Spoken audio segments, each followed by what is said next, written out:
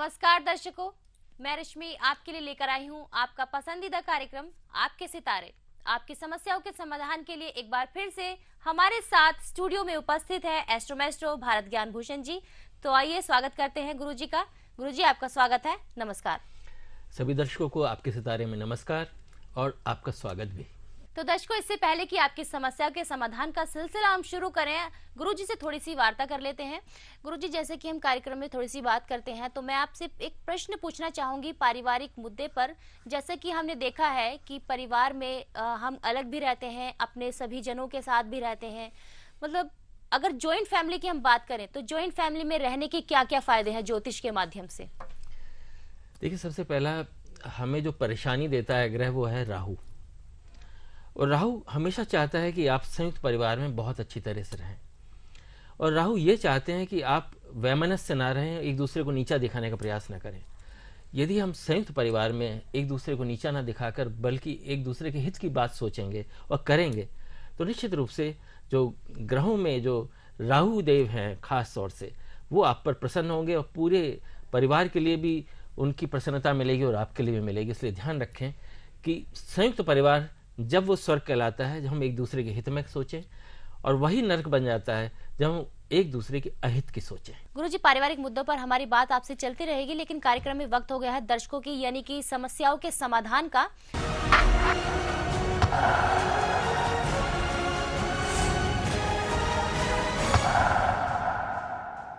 तो हमारे साथ एक कॉलर जुड़ चुके हैं, तो आइए जानते हैं उनकी क्या समस्या है। हेलो जी, आपका स्वागत है कार्यक्रम में। आप अपना नाम बताइए और आप कहाँ से बोल रही हैं? मैं मुरादाबाद से बोल रही हूँ। जी, आप अपना नाम बताइए। आरती। आरती जी, आप किसके बारे में सवाल पूछना चाहती हैं? मैंने लिखवाया था आपको, प्रशांत वर्मा बेटा है मेरा। जी, तो आप उनकी डेट ऑफ बर्थ, जन्म की तिथि, जन्म का समय और जन्म का स्थान बता दीजिए। जन्म स्थान तो मुजफ्फरनगर है जी, और 89 सन है जी, और 7 अगस्त उसका मंथ है और दिन सोमवार। समय एक बार फिर से बता दीजिए। हाँ, जन्म का समय 1989 7 अगस्त। जन्म का समय एक बार फिर बता दीजिए। हाँ, 7 अगस्त और समय ये दिन सोमवार दोपहर में 2:30। ठीक है, तो वृश्चिक लग्न की कुंडली बनी है जी। आपका बेटा है प्रशांत जी। तो क्या ये टेक्नोलॉजी की कोई शिक्षा लिए हुए हैं? हाँ, इसने बीटेक किया है मैकेनिकल में। तो क्या जानना चाहते हैं, शिक्षा करियर क्या जानना चाहते हैं? करियर के बारे में जानना चाहते हैं। करियर के बारे में क्या जानना चाहते हैं बताइए। मतलब आगे इसका पढ़ाई ज्यादा अच्छी रहेगी इसके लिए या जॉब ज्यादा अच्छी रहेगी? देखिए, करियर में तो कोई चिंता की बात नहीं है, लेकिन आगे पढ़ाई में रुकावट है। उसके लिए बहुत ज़रूरी है कि आप इस बच्चे से कहें कि अब बरसात आने वाली है तो कहीं ना कहीं पीपल का वृक्षारोपण करे।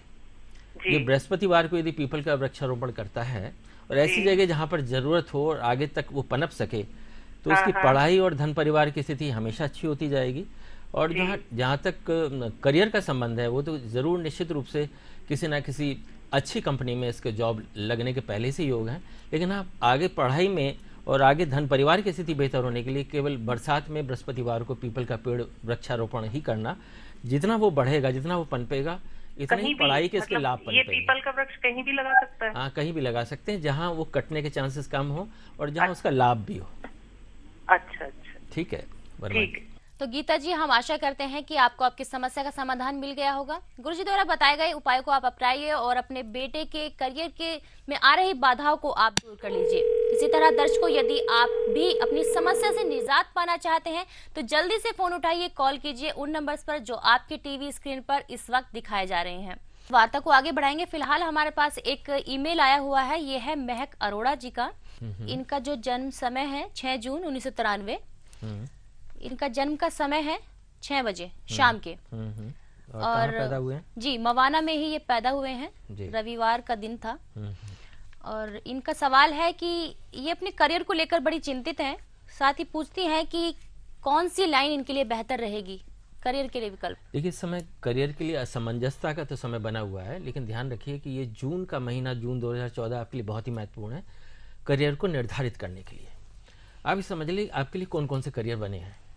जो भी आधुनिक चीज़ें हैं वो आपके लिए सूट करेंगी, यानी कि कंप्यूटर और मोबाइल से रिलेटेड, या सौंदर्य प्रसाधन, या जो भी महिलाओं के वस्त्र जिन्हें बुटीक वगैरह बोलते हैं, ये आपके लिए बहुत सूटेबल होगा, या कोई रेस्टोरेंट से संबंधित कोई कार्य।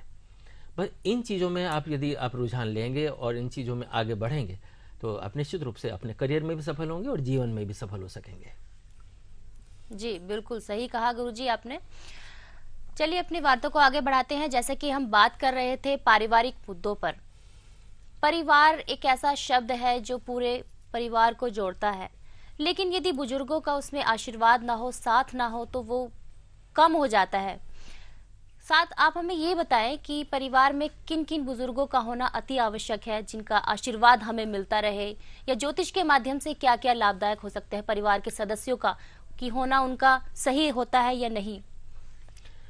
जिस प्रकार से वास्तु में घर का जो मुख्य द्वार है होता है वो मुख्य होता है, वहीं से सारी ऊर्जाएं आती हैं। इसी तरह से जो घर का मुखिया होता है वो अधिकतर बुजुर्ग ही होता है। तो जो वृद्ध व्यक्ति है वो घर का मुख्य है और सारी ऊर्जाएं वहीं से निकलती हैं और वहीं से आती हैं, वहीं से जाती हैं। इस प्रकार यदि हम घर के मुखिया पर विशेष ध्यान दें सब लोग, तो इसका मतलब यह है कि वह जो मुखिया वो संतुष्ट रहेगा, तुष्ट रहेगा। उसकी संतुष्टि तुष्टि पूरे परिवार के लिए तुष्टि बन पाएगी। और साथ में खास तौर से जो बुजुर्ग हैं वो प्रतीक होते हैं ग्रहों के हिसाब से बृहस्पति के। यदि उनके सफ़ेद बाल हो चुके हैं तो बृहस्पति के भी प्रतीक होते हैं और शुक्र देव के भी प्रतीक होते हैं।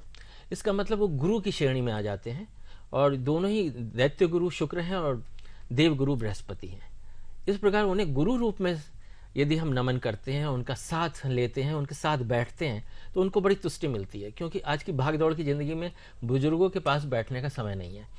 तो यदि हम ज़रा सा भी कुछ क्षण हमेशा बना लें कि हम दिन में इतनी बार बैठेंगे, इतनी देर बैठेंगे और उनको सुनेंगे, क्योंकि वो अपने तजुर्बे बताते हैं।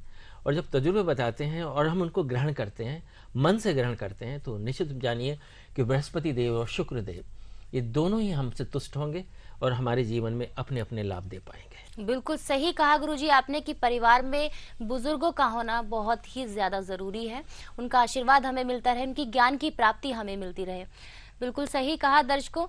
तो गुरुजी चलिए एक ईमेल ले लेते हैं। यहाँ पर हमारे पास एक ईमेल आया हुआ है, ये है रजनीश चौहान जी का, प्रीतमपुरा दिल्ली से। हैंड प्रिंट इन्होंने हमें भेजा है, अपनी हथेलियों की छाप भेजी है। ये पूछते हैं कि कई तरह के काम कर चुका हूँ, मेरे लिए क्या काम उचित रहेगा। देखिए, आपने कम से कम 7-8 काम कर लिए होंगे। जूतों का भी, हलवाई का भी, आपकी छिपक रेखाएं स्पष्ट बता रही हैं, और साथ साथ आपने कपड़ों का भी किया होगा, और 3-4 काम और आ रहे हैं। 7-8 काम कम से कम आपने जीवन में किए होंगे। लेकिन ध्यान रखिए, कोई भी व्यापार आपके लिए बना ही नहीं है। आप केवल सेवा के लिए बने हैं और व्यापार से लाभ नहीं ले सकते। या तो आप जॉब कीजिए, नौकरी कीजिए, सेवा भाव से कीजिए, वहाँ भी सेवा भाव से कीजिए। वहाँ आपको ये ना लगे कि मैं अर्निंग के लिए कर रहा हूँ। आप किन्हीं एनजीओ से जुड़ना आपके लिए बहुत ही अच्छा रहेगा।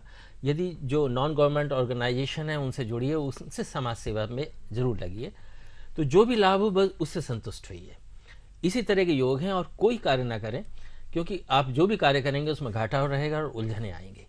इस तरह से समाज सेवा आपका धर्म है, आपका कर्म है, और उसी में लगे और उसी में संतोष आप अपने जीवन में लाएं।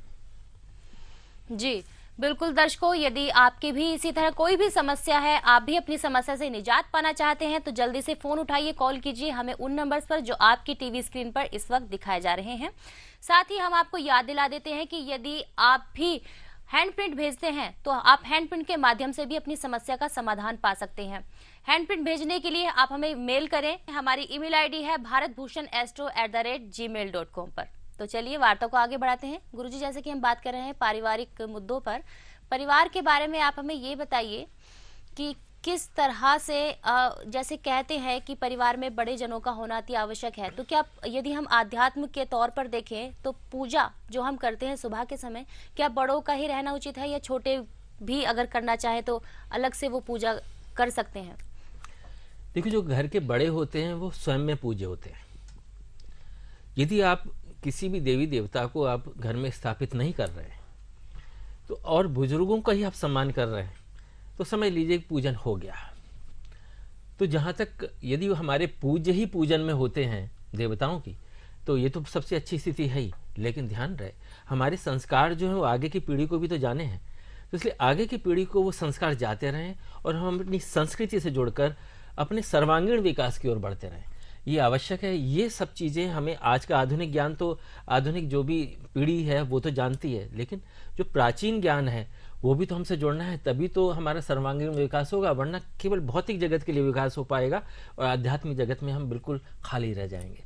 इसलिए अधूरे व्यक्तित्व विकास नहीं बल्कि संपूर्ण व्यक्तित्व विकास की बात सोचें और करें। और पूजन स्थल हो या आध्यात्मिक स्थल हो या किसी भी तरह के शुभ सोच हो, विचार हो, जरूरी नहीं है कि पूजन आप करें लेकिन हम विचारों में एक अच्छापन लाएं। इसके लिए बुजुर्गों का साथ, बड़ों का साथ, विद्वानों का साथ आवश्यक होता है। बिल्कुल सही कहा गुरुजी आपने कि बड़े जनों का साथ बहुत ही आवश्यक है। तो दर्शकों, हम आगे भी इसी तरह आपकी समस्याओं के समाधान करेंगे, गुरुजी से बहुत सारी वार्ता करेंगे पारिवारिक मुद्दों पर, लेकिन यहाँ वक्त होगा एक छोटे से ब्रेक का। तो ब्रेक से वापस आएंगे तो आपकी समस्याओं के समाधान लेंगे, जल्द लौटेंगे।